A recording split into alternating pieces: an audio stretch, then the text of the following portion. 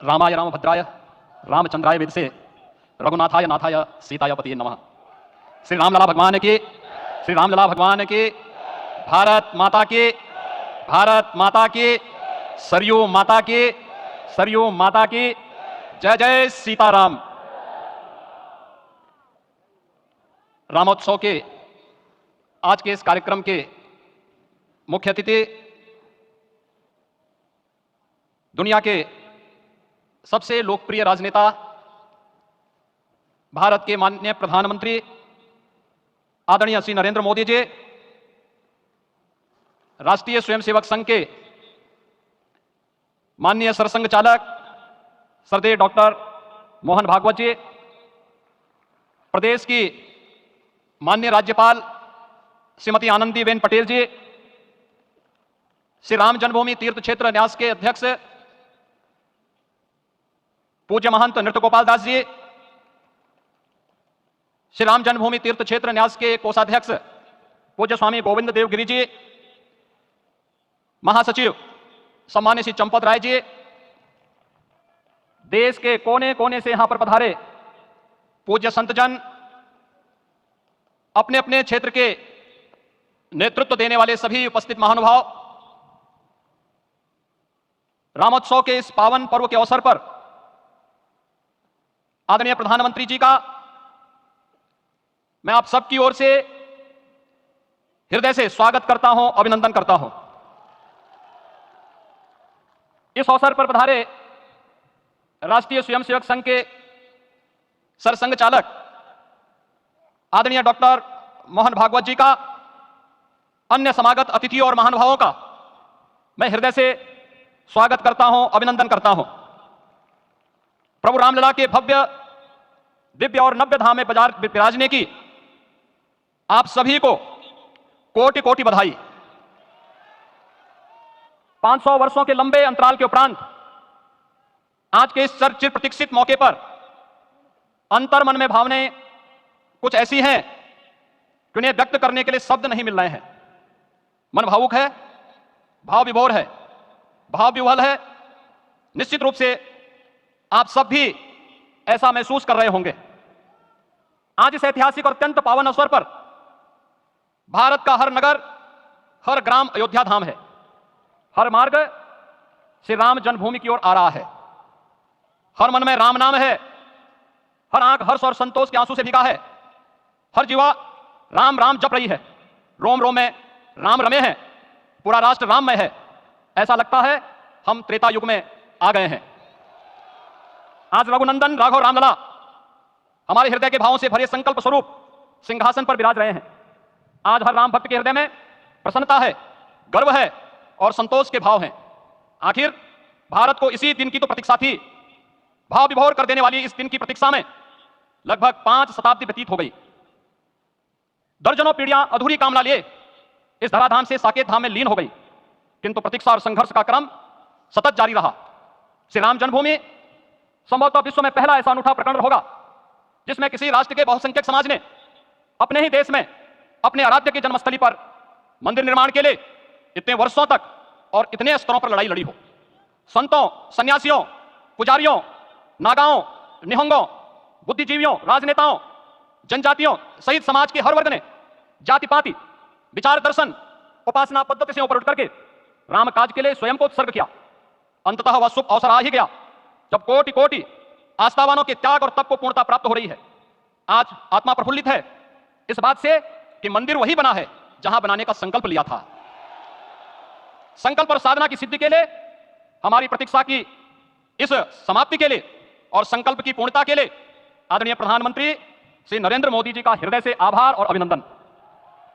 माननीय प्रधानमंत्री जी, 2014 में आपके आगमन के साथ ही भारतीय जनमानस कह उठा था कि मोरे जिय भरोसे दृढ़ सोई, मिलहि राम सगुन शुभ होई। अभी गर्भगृह में वैदिक विधि विधान से रामलला के बाल विग्रह के प्राण प्रतिष्ठा को हम सब साक्षी बने हैं। अलौकिक छवि है हमारे प्रभु की। बिल्कुल वैसे ही जैसे तुलसीदास जी ने कहा कि नव कंज लोचन कंज मुख कर कंज पद कंजारुणम। धन्य है वह शिल्पी जिसने हमारे मन में बसे राम की छवि को मूर्त रूप प्रदान किया है। विचारों और भावनाओं की विहलता के बीच मुझे पूज्य संतों और अपनी गुरु परंपरा का पुण्य स्मरण हो रहा है। आज उनकी आत्मा को असीम संतोष और आनंद की अनुभूति हो रही होगी। जिन परंपराओं की पीढ़ियां श्री राम जन्मभूमि के रूप में अपनी आहुति दे चुकी है, उनकी पावन स्मृतियों को मैं यहां पर कोटि कोटि नमन करता हूं। श्री राम जन्मभूमि महायज्ञ न केवल सनातन आस्था और विश्वास की परीक्षा का काल रहा, बल्कि संपूर्ण भारत को एकात्मता के सूत्र में बांधने के लिए राष्ट्र की सामूहिक चेतना जागरण के ध्येय में भी सफल सिद्ध हुआ है। सदियों के बाद भारत में हो रहे इस चिर प्रतीक्षित नवविवाह को देख अयोध्या समेत पूरा भारत का वर्तमान आनंदित हो उठा है। भाग्यवान है हमारी पीढ़ी जो इस राम काज के साक्षी बन रहे हैं, और उससे भी बड़भागी है वो जिन्होंने सर्वस्व इस राम काज के लिए समर्पित किया है और करते चले जा रहे हैं। जिस अयोध्या को अवनी की अमरावती और धरती का वैकुंठ कहा गया, वह सदियों तक अभिषिक्त थी, उपेक्षित रही, सुनियोजित तिरस्कार झेलती रही, अपनी ही भूमि पर सनातन आस्था पतलित होती रही, चोटिल होती रही। किंतु राम का जीवन हमें संयम की शिक्षा देता है और भारतीय समाज ने संयम बनाए रखा। लेकिन हर एक दिन के साथ ही हमारा संकल्प और भी दृढ़ होता गया, और आज देखिए पूरी दुनिया अयोध्या के वैभव को निभा रही है। हर कोई अयोध्या आने को आतुर है। आज अयोध्या में त्रेतायुगीन वैभव उतर आया है। दिख रहा है कि धर्मनगरी विश्व की सांस्कृतिक राजधानी के रूप में प्रतिष्ठित हो रही है। पूरा विश्व दिव्य और भव्य अयोध्या का साक्षात्कार कर रहा है। आज जिस सुनियोजित एवं तीव्र गति से अयोध्यापुरी का विकास हो रहा है, वह प्रधानमंत्री जी के दृढ़ संकल्प, इच्छा शक्ति और दूरदर्शिता के बिना संभव नहीं था। कुछ वर्ष पहले कल्पना से परे था कि अयोध्या में एयरपोर्ट होगा, यहां के नगर के भीतर 4 लेन की सड़कें होंगी, सरयू जी में क्रूज चलेंगे, अयोध्या की खोई गरिमा वापस आएगी। लेकिन मित्रों, डबल इंजन की सरकार के प्रयास से आज आप सबके सहयोग से सब साकार हुआ है। सांस्कृतिक अयोध्या, आयुष्मान अयोध्या, स्वच्छ अयोध्या, सक्षम अयोध्या, सुरम्य अयोध्या, सुगम्य अयोध्या, दिव्य अयोध्या और भव्य अयोध्या के रूप में पुनरुद्धार के लिए हजारों करोड़ रुपए वर्तमान में यहां पर भौतिक विकास के लिए लग रहे हैं। राम जी की पीढ़ी नया घाट, गुप्तार घाट, ब्रह्मकुंड, भरतकुंड, सूरज कुंड, विभिन्न कुंडों के कायाकल्प, संरक्षण, संचालन, रखरखाव के कार्य हो रहे हैं। रामायण परंपरा की कल्चरल मैपिंग कराई जा रही है। राम वनगमन पथ पर रामायण वीथिका का निर्माण हो रहा है। नई अयोध्या में पुरातन संस्कृति और सभ्यता को संरक्षण तो हो ही रहा है, भविष्य की जरूरतों को देखते हुए आधुनिक पैमाने के अनुसार सभी नगरीय सुविधाएं भी विकसित हो रही हैं। इस मोक्षदायिनी नगरी को आदरणीय प्रधानमंत्री जी की प्रेरणा से अब सोलर सिटी के रूप में भी विकसित किया जा रहा है। पूरी अयोध्या में विश्व के सनातन आस्थावानों, संतों, पर्यटकों, शोधार्थियों, जिज्ञासुओं के प्रमुख केंद्र के रूप में इसे बनाने की ओर से अग्रसर किया जा रहा है। यह एक नगर या तीर्थ भर का विकास नहीं है, यह उस विश्वास की विजय है जिसे सत्यमेव जयते के रूप में भारत के राज चिन्ह में अंगीकार किया गया है। यह लोक आस्था और जन विश्वास का विजय है, भारत के गौरव की पुनर्प्रतिष्ठा है। अयोध्या का दिव्य दीपोत्सव नए भारत की सांस्कृतिक पहचान बन रहा है, और श्री रामलला की प्राण प्रतिष्ठा का समारोह भारत की सांस्कृतिक अंतरात्मा को समरस की एक अभिव्यक्ति सिद्ध कर रहा है। श्री राम जन्मभूमि मंदिर की स्थापना भारत के सांस्कृतिक पुनर्जागरण का आध्यात्मिक अनुष्ठान है। यह राष्ट्र मंदिर है। निसंदेह श्री रामलला विग्रह की प्राण प्रतिष्ठा राष्ट्रीय गौरव का एक ऐतिहासिक अवसर है। निश्चिंत रहिए, प्रभु राम की कृपा से अब कोई अयोध्या की परिक्रमा में बाधा नहीं बन पाएगा। अयोध्या की गलियों में अब गोलियों की गड़गड़ाहट नहीं होगी, कर्फ्यू नहीं लगेगा। अभी तो यहां दीपोत्सव, रामोत्सव और यहां की गलियों में श्री राम नाम संकीर्तन से यहां की गलियां गुंजायमान होंगी, क्योंकि अवधपुरी का मैं रामलला का विराजना राम राज्य की स्थापना की उद्घोषणा भी है। राम राज्य बैठे त्रिलोका, हर्षित भये गए सब शोका। राम राज्य भेदभाव रहित समृद्ध समाज का द्योतक है और हमारे यशस्वी प्रधानमंत्री जी की नीतियों, विचारों और योजनाओं का आधार है। भव्य दिव्य राम जन्मभूमि मंदिर के स्वप्न को साकार रूप देने में योगदान देने वाले सभी वास्तुविदों, अभियंताओं, शिल्पियों और श्री राम जन्मभूमि तीर्थ क्षेत्र न्यास के सभी पदाधिकारियों को हृदय से धन्यवाद। पुनः आप सभी को रामलला के विराजने की इस ऐतिहासिक पुण्य घड़ी की बधाई। आदरणीय प्रधानमंत्री जी, आदरणीय सरसंघ चालक जी, माननीय राज्यपाल महोदया और आप सभी महानुभावों का मैं एक बार फिर से हृदय से स्वागत और अभिनंदन करते हुए, हम सब जो संकल्प पूर्वजों ने लिया था उसकी सिद्धि की भी सभी को बधाई देते हुए, प्रभु के चरणों में एक बार पुनः नमन करते हुए, पूरे प्रदेश और देशवासियों को आज के इस रामोत्सव के अवसर पर कोटि कोटि बधाई और अभिनंदन देते हुए अपनी वाणी को विराम देता हूं। जय जय सीताराम। महोदया, देश के आज विद्यमान सभी पंथ संप्रदायों का प्रतिनिधित्व करने वाले हमारे संत, ऋषि, आचार्यगण और समाज के सब स्तरों का प्रतिनिधित्व करने वाले निमंत्रित महानुभाव, आज का आनंद शब्दों में वर्णनातीत है और उसके वर्णन करने का प्रयास इसके पहले के वक्तव्यों में अच्छा हो गया है। यह भी बता दिया गया है और हम जानते भी हैं कि आज अयोध्या में रामलला के साथ भारत का स्व लौट के आया है और संपूर्ण विश्व को त्रासदी से राहत देने वाला एक नया भारत खड़ा होकर रहेगा, इसका प्रतीक आज का कार्यक्रम बन गया है। ऐसे समय में आपके उत्साह का, आपके आनंद का वर्णन कोई नहीं कर सकता। हम यहां पर अनुभव कर रहे हैं, पूर्ण देश में यही वातावरण है। छोटे छोटे मंदिर के सामने दूरदर्शन पर इस कार्यक्रम को सुनने वाले हमारे समाज के करोड़ों बंधु वहां पहुंच न पाए, ऐसे घर घर के हमारे नागरिक सज्जन, माता भगिनी, सब भाव विभोर है, सब में आनंद है, सब में उत्साह है। और ऐसे समय में जोश की बातों में थोड़ी सी होश की बात करने का काम मुझे ही दिया जाता है। आज हमने सुना कि इस प्राण प्रतिष्ठा महोत्सव में पधारने के पूर्व प्रधानमंत्री जी ने कठोर व्रत रखा। जितना कठोर व्रत रखने को कहा था उससे कई गुना अधिक कठोर व्रताचरण उन्होंने किया। मेरे पुराना उनसे परिचय है, मैं जानता हूं वो तपस्वी है ही, परंतु वो अकेले तप कर रहे हैं, हम क्या करेंगे। अयोध्या में रामलला आए, अयोध्या से बाहर क्यों गए थे, रामायण में क्यों गए थे बाहर, तो अयोध्या में कलह हुआ। अयोध्या उस पुरी का नाम है जिसमें कोई द्वंद्व नहीं, जिसमें कोई कलह नहीं, जिसमें कोई दुविधा नहीं। वो हुआ 14 वर्ष वनवास में गए, वो सब ठीक होने के बाद दुनिया के कलह को मिटा के वापिस आए। आज रामलला वापस फिर से आए हैं 500 साल के बाद, जिनके त्याग तपस्या प्रयासों से ये सोने का दिन आज हम देख रहे, सुवर्ण दिवस देख रहे। उनका स्मरण प्राण प्रतिष्ठा के संकल्प में हम लोगों ने कहा, आपने सुना होगा, स्मरण किया। उनकी तपस्या को, उनके त्याग को, उनके परिश्रम को शत बार, सहस्त्र बार, कोटि बार नमन है। रामलला के यहां इस युग में आज के दिन फिर वापस आने का इतिहास जो जो श्रवण करेगा वो राष्ट्र के लिए कर्म प्रवण होगा और उसके राष्ट्र का सब दुख दैन्य हरण होगा। ऐसे इस इतिहास का सामर्थ्य है, परंतु उसमें हमारे लिए कर्तव्य का आदेश भी है। प्रधानमंत्री जी ने तप किया, अब हमको भी तप करना है। राम राज्य आने वाला है, वो कैसा था, दैहिक दैविक भौतिक तापा, राम राज नहीं कहु व्यापा, सब नर करहि परस्पर प्रीति, चलहि स्वधर्म निरत श्रुति नीति, सब निर्दंभ धर्मरत पुनि, नर अरु नारी चतुर सब गुनी, सब गुणज्ञ पंडित सब ज्ञानी, सब कृतज्ञ नहीं कपट सयानी।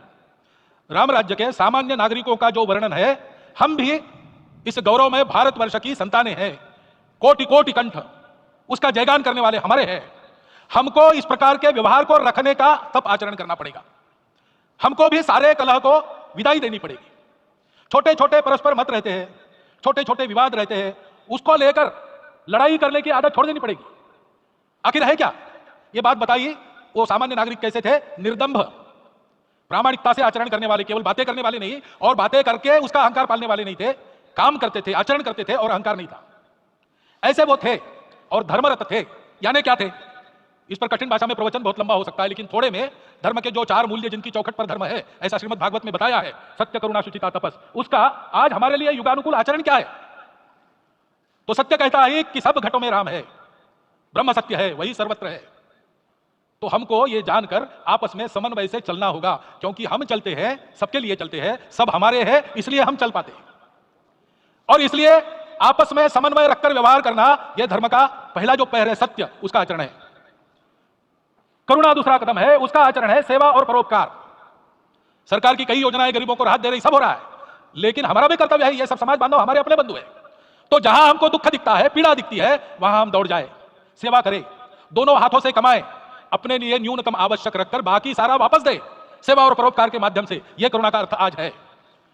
शुचिता पर चलना है, यानी पवित्रता होनी चाहिए। पवित्रता के लिए संयम चाहिए, अपने को रोकना है। सब अपनी इच्छा है, सब अपने मत, सब अपनी बातें ठीक होंगी ही ऐसा नहीं, और होगी तो भी अन्यों के भी मत है, अन्यों की भी इच्छाएं हैं, और इसलिए अपने आप को संयम में रखते हैं तो सारी पृथ्वी सब मानवों को जीवित रखेगी। गांधी जी कहते थे, earth has enough for everyone's need but it cannot satisfy everyone's greed. तो लोभ नहीं करना, संयम में रहना और अनुशासन का पालन करना, अपने जीवन में अनुशासित रहना, अपने कुटुंब में अनुशासन रहना, अपने समाज में अनुशासन रहना, सामाजिक जीवन में नागरिक अनुशासन का पालन करना।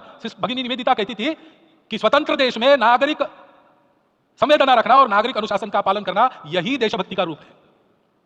इससे जीवन में पवित्रता आती है। और तपस का तो मूर्तिमान उदाहरण आपके सामने आज दिया गया।